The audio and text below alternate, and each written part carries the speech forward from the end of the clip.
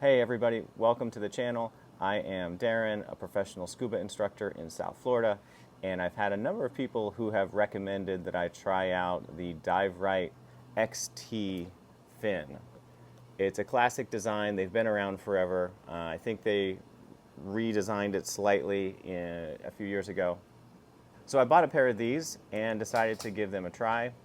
This is not a sponsored review by Rite.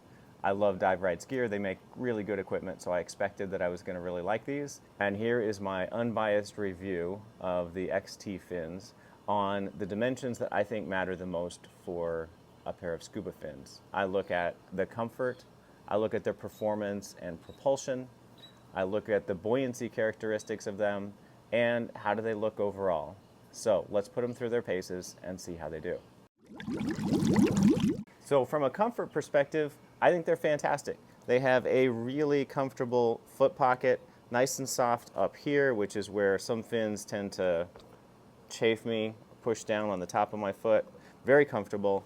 You can adjust them with two holes here on the spring strap, which is a nice feature if you're wearing these with thinner or thicker booties in the summertime or the winter. The spring strap is very comfortable. It has just the right amount of tension on it so that it holds it on your foot without it sliding off, but it's very easy to take on and off. The shape of this little tab right here makes it very easy to take them on and off while you're hanging from a ladder about to climb back on the boat. They've got a couple of drain holes on them, which are nice. They don't drain quite as fast as some other fins as you're hanging on the ladder, but overall, really nice and comfortable foot pocket. Let's talk about propulsion and performance. These are a very, very, very stiff fin. I was actually surprised at how stiff these were when I first jumped in the water and put a little bit of pressure downward and my foot barely moved. They are really, really stiff as a fin. If you try to flutter kick with these, you're going to be disappointed. In fact, I found that I really couldn't even flutter kick very well in a traditional long kind of stroke. But where they really shine is in frog kicking. As a frog kicking machine, these things are masters.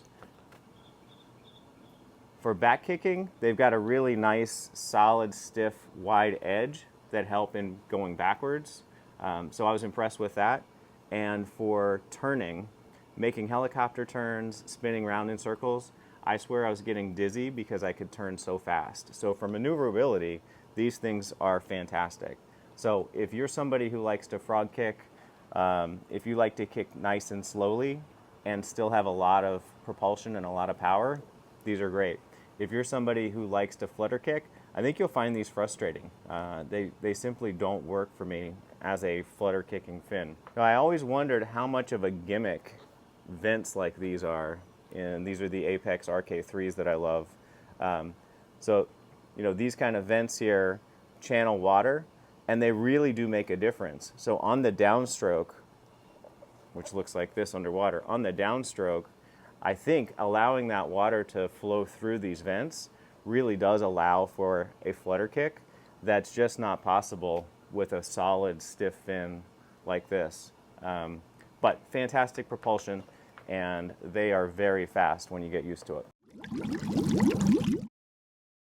Buoyancy. These are a lightweight fin, surprisingly light for how stiff they are. They're not made out of rubber. They are, I think it's a thermoprene or something like that, sort of a plastic feel. They're not grippy like this, the way the RK3s or a jet fin that are much more rubbery feeling, which allows them to be lightweight and still very stiff and give you good propulsion. Underwater, they are negatively buoyant. They will sink in salt water, unlike the RK3s, which will be a little bit positively buoyant in salt water.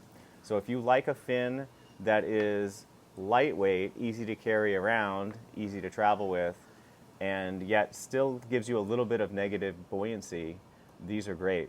These Rite fins come in weighing just under 5 pounds, making them the lightest fins that I own.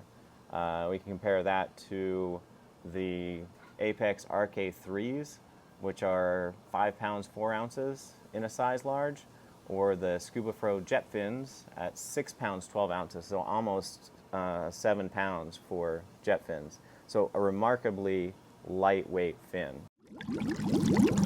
If you ask somebody to just draw you a scuba fin and they had never seen one before, and they'd never seen something designed by a fancy marketing department, they probably just sketched something that looked like this, and that is pretty much what these fins look like.